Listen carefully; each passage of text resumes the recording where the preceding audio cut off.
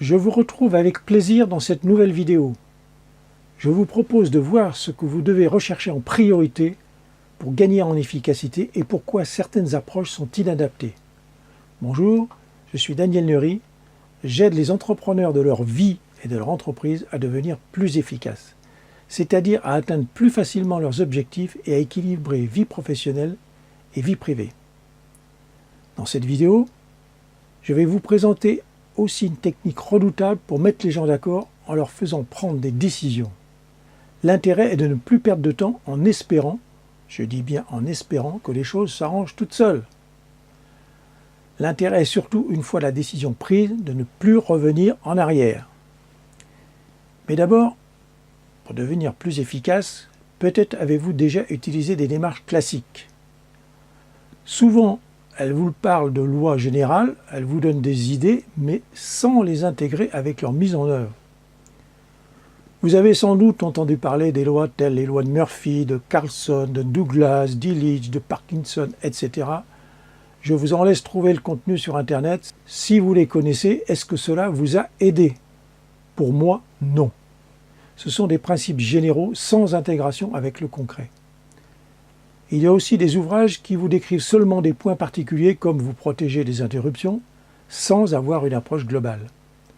Ou alors des ouvrages qui vous expliquent pourquoi vous n'y arrivez pas.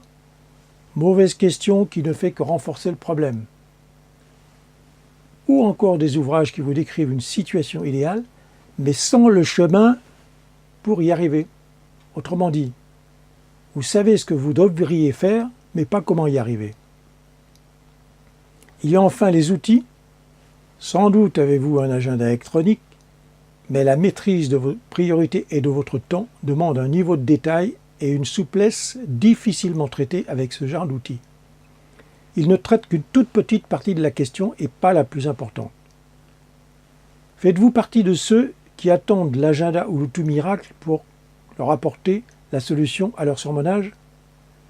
Oui, un support est utile et indispensable, mais il n'est pas suffisant. La première valeur ajoutée des produits du marché est de vous fournir des documents ou des fichiers avec un calendrier automatique. Autrement dit, vous avez des jours avec la date et les heures et vous n'avez plus qu'à remplir. Vous savez bien que l'important, c'est comment les remplir, comment organiser vos projets, vos tâches et surtout, comment respecter ce que vous avez prévu. Prenez l'image de la cuisine. Pour faire un bon plat, vous avez besoin d'un ustensile, d'ingrédients, une recette et d'un tournement. L'ustensile et le contenant, suivant la recette, l'ustensile, ce sera une cocotte ou une poêle. Mais si pour faire un bon plat, un bon ustensile est utile, les ingrédients, la recette et le savoir-faire sont indispensables. Ou encore, vous pouvez acheter des gants de boxe, est-ce que vous serez boxé? Non, il faudra vous entraîner, apprendre les bonnes techniques, etc.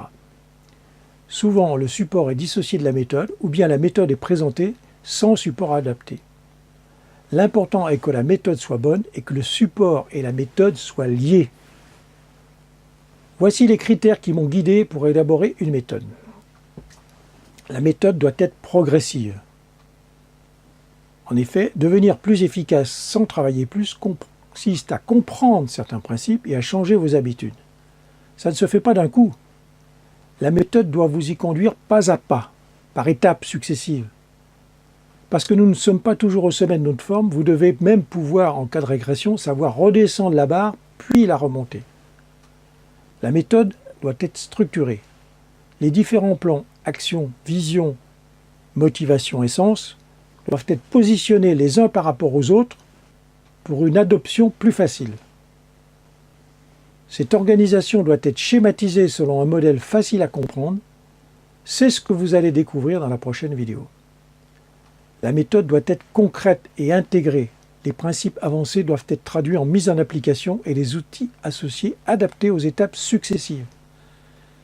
La méthode doit être globale. Elle doit vous aider tant pour la vie professionnelle que pour la vie privée, tant au niveau du quotidien qu'au niveau du long terme. Elle doit être adaptable à votre profil.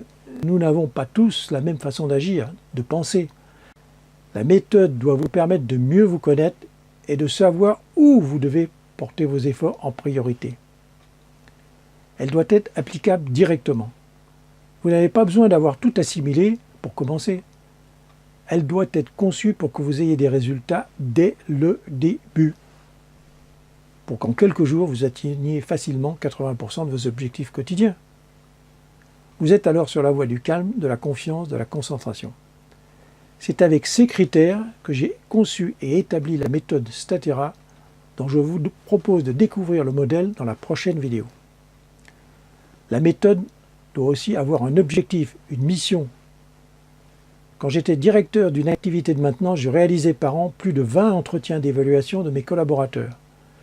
Je m'y suis consacré avec passion. Je préparais longuement ces entretiens et chaque entretien durait au moins 2h30. Je voulais faire progresser mes collaborateurs, les faire grandir.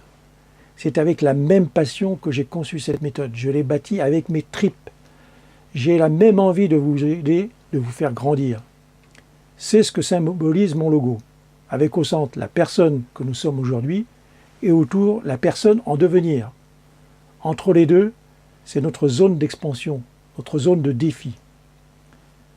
Je vous en dirai plus sur la méthode dans la prochaine vidéo. Je vous invite maintenant à appliquer un outil simple qui peut être redoutable à condition de savoir s'en servir correctement. Faites des comptes rendus. Pardon? Oui, faites des comptes rendus. Vous savez bien que les paroles s'envolent et que les écrits restent. Pour vos réunions, qu'elles soient en interne ou avec vos équipes, ou en externe avec vos clients, vos fournisseurs ou vos partenaires, faites des comptes rendus. Et même si vous travaillez en solo, il arrive forcément un moment où vous êtes en relation avec une personne.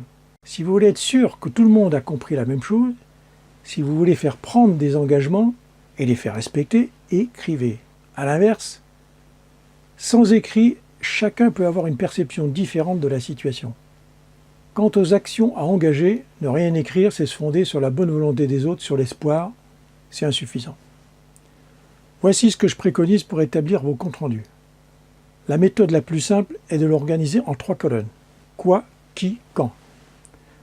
Le quoi, c'est l'action qui est décidée. Sa description doit être claire et sans ambiguïté. Le qui est le responsable de l'action. Ce doit être une personne physique et surtout pas le nom d'un service ou d'une entreprise.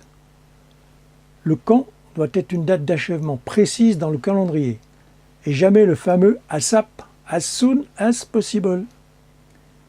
Cela demande parfois du courage de mettre le nom d'une personne physique, cela demande de la réflexion de fixer une date, mais ça en vaut la peine. En faisant cela, vous faites prendre des engagements, vous savez où vous allez. Enfin, la clé de voûte, c'est de valider votre compte-rendu en réunion. Vous avez 2 méthodes. Soit le valider action par action, soit globalement à la fin. Cela implique tous les intervenants. Tout le monde sait ce qu'il a à faire en sortant de la réunion, et il est inutile de revenir en arrière. Bien sûr, vous distribuez le compte-rendu dans la foulée. Le pire, et vous l'avez rencontré sans doute de nombreuses fois, premier point de l'ordre du jour de la réunion, c'est quoi le premier point de l'ordre du jour? Validation du compte-rendu de la réunion précédente. Nul. Mais il est possible d'aller encore plus loin. J'ai conduit une mission de redressement d'un projet informatique où il s'agissait d'installer un nouveau logiciel dans une entreprise. Le projet impliquait 3 interlocuteurs, la société fournisseur du logiciel, la direction informatique et les utilisateurs du logiciel. Le logiciel devait s'interconnecter à plusieurs systèmes de l'entreprise. Mais ça n'avançait pas, ça tournait en rond et il y avait une date impérative à respecter pour la mise en service. Je suis intervenu à raison de 2 demi-journées par semaine car j'étais pris par ailleurs sur une autre mission. Je me suis fixé comme objectif de sortir de mes 2 demi-journées d'intervention sans rien avoir à faire. J'ai essentiellement conduit des réunions. À chaque fois, je n'ai rédigé qu'un seul compte-rendu en temps réel. Je notais les interlocuteurs successifs que je rencontrais, un peu comme dans une pièce de théâtre avec les scènes successives selon les comédiens présents. Et le compte-rendu a été diffusé à tous avant mon départ. Et je suis allé encore plus loin. Je me suis rapidement aperçu qu'il y avait une question de formalisation des échanges entre les systèmes informatiques. Quand j'ai demandé « Où avez-vous décrit les interfaces entre ces systèmes ?», les réponses ont été On en a parlé dans des réunions. Je repose la question, mais c'est écrit quelque part? Non. Bon, alors vous allez me décrire les interfaces de telle façon, c'est-à-dire quelles sont les données que vous échangez, dans quel format, quels sont les fichiers, selon quel processus. Vous allez vous mettre d'accord, le document fera une page et vous le signerez. Est-ce que c'est possible pour la semaine prochaine? Ils ont dit oui. La semaine suivante, j'ai demandé si tout le monde était d'accord et ils ont signé en bas. Voilà, sur ce point, c'était fini. C'est le principe de la roue à cliquet, on ne reviendrait plus en arrière. Je vous ai dit que pendant ce temps-là, je réalisais une autre mission. J'intervenais avec des confrères pour le pilotage d'un projet informatique, là encore avec plusieurs sociétés. Je n'avais pas assisté à la première réunion de pilotage et les rôles de chacun n'étaient pas encore bien arrêtés. Nous étions dans la période de cadrage initiale. Lors de la deuxième réunion, j'ai rédigé discrètement un compte-rendu de réunion. À la fin de la réunion, j'en ai fait part et j'en ai proposé à la lecture. Nous l'avons validé ensemble et la démarche a été conservée pour toutes les réunions suivantes. D'une certaine façon, nous avons consolidé notre rôle auprès du client. Chacun a une histoire, une culture, une compréhension du monde différente. C'est pour cela que ça frotte, que ça coince entre les équipes, entre les entreprises. Il faut créer ce minimum d'écrit pour se comprendre. Si c'est vous qui rédigez, vous vous apercevrez que vous allez devoir poser des questions pour être sûr de ce que vous écrivez. Ce sera plus clair dans vos têtes et dans celles des autres. Si vous n'êtes pas en position de rédiger, faites rédiger par quelqu'un d'autre, mais surtout, exigez la validation. Cela peut être difficile au début, cela demande un peu de courage, d'audace pour obtenir des engagements. Faire valider peut demander un peu plus de temps dans la réunion. Mais que de temps gagner ensuite dans la mise en œuvre?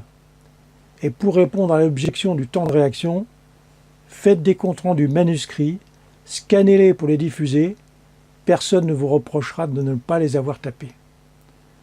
Vous pouvez décliner ce principe pour les comptes rendus de visite, d'entretien téléphonique, les recettes ou acceptations de livraison. Vous pouvez aussi penser à des tableaux de rôle dans un service, une copropriété ou même en famille. À propos des comptes rendus de visite, combien en font? Sans doute moins de 10%, ce qui veut dire que 90% n'en font pas. En adressant un compte rendu de visite à votre interlocuteur, vous laissez une trace et vous vous démarquez. Quand vous vous rappellerez plus tard pour faire le point avec lui, notamment si c'est un prospect, vous aurez sous les yeux tous les éléments de votre rencontre. Est-ce que ça n'en vaut pas la peine? Voici une autre déclinaison du compte-rendu. Je conduis des entretiens téléphoniques d'accompagnement des participants à la formation à la méthode, ainsi que des échanges par courriel. Lors d'un entretien téléphonique, je suggère à mon interlocutrice en stage dans une école Montessori: faites un rapport avec observation-suggestion. Il sera utile pour garder le contact ou pour vous présenter ailleurs. Mieux qu'avec un simple CV. Voici sa réponse reçue par courriel 3 jours après. J'ai mis en application le compte-rendu pour ma semaine d'observation à Montessori. Je l'ai rédigé et livré. Je crois que ce document a contribué à jouer en ma faveur car je me suis fait proposer le lendemain un poste en CDD d'assistante Montessori, ce qui est idéal avant de faire la formation prévue pour septembre. J'ai par ailleurs accepté un CDD en tant qu'auxiliaire de puériculture avant celui d'assistante Montessori. Je vais donc me lancer sur le terrain comme prévu dans 2 semaines. Lors du même entretien téléphonique, elle évoque qu'elle aimerait faire des articles sans savoir par où commencer et en même temps elle lisait beaucoup. Je lui ai suggéré: suite à vos lectures d'ouvrages, faites des articles à livrer à un proche. Voici sa réponse reçue par courriel 6 jours après. J'ai aussi trouvé une lectrice pour mes futurs articles et fiches de lecture. Il s'agit d'une cousine qui travaille en tant qu'auxiliaire de puériculture. Et dans un autre courriel, j'ai envoyé mon premier article sur la lecture d'un livre à plusieurs lecteurs de mon entourage. C'est une dynamique qui intéresse. Je n'ai pas encore de retour sur l'article, mais le partage déjà a été bien accueilli. 6 mois plus tard, elle m'apprend qu'elle est toujours en activité à son école Montessori et qu'elle va publier un article cette fois dans une revue. Vous voyez, elle n'est pas entrepreneur de son entreprise, mais elle est entrepreneur de sa vie. Elle est passée à l'action et les résultats sont là. Maintenant, vous savez. Où et quand allez-vous écrire, faire des comptes rendus, des rapports? Distinguez-vous de la masse. Faites ce que les autres ne font pas. Quand allez-vous passer à l'action? Voilà un outil simple parmi ceux que je propose avec la méthode Statera. C'est du concret, c'est du solide, de l'opérationnel avec des résultats. En résumé, vous l'avez vu, pour devenir plus efficace, une méthode doit répondre à certains critères.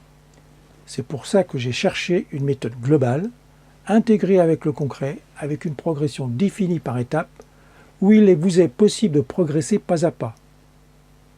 Elle doit avoir des outils en cohérence avec la méthode, elle doit être adaptable à votre profil, cela ne doit pas être que de la mécanique, elle doit intégrer une dose de psychologie, vous n'êtes pas une machine ni un robot. D'où une méthode structurée en 3 niveaux expliquée dans la prochaine vidéo, l'action, la vision, la motivation et le sens. Elle doit être applicable directement et vous donner des résultats dès le début. L'exemple des comptes rendus de réunion en est l'illustration. La décision d'arrêter de courir vue dans une précédente vidéo aussi. Vous pouvez les mettre en œuvre tout de suite avec des résultats immédiats. Dans la prochaine vidéo, vous verrez une présentation détaillée du modèle de la méthode Statera, un modèle unique qui va vous montrer où agir. Vous verrez concrètement ce que veut dire déplacer les efforts et comment vous pouvez l'appliquer immédiatement. Vous accéderez au focus audio 7 clés pour plus d'audace. L'audace vous permet de prendre des raccourcis et de gagner du temps. Accédez maintenant au focus audio 7 idées pour mieux clore vos tâches. La clôture oblige à plus de concentration. Elle vous permet de passer moins de temps sur vos actions. Vous pouvez ainsi augmenter votre efficacité.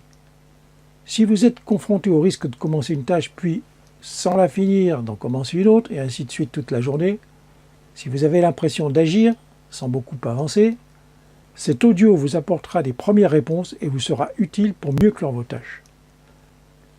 Prenez connaissance maintenant de ce focus audio, passez immédiatement à l'application, à la mise en œuvre, et faites-moi part de vos résultats, de vos découvertes.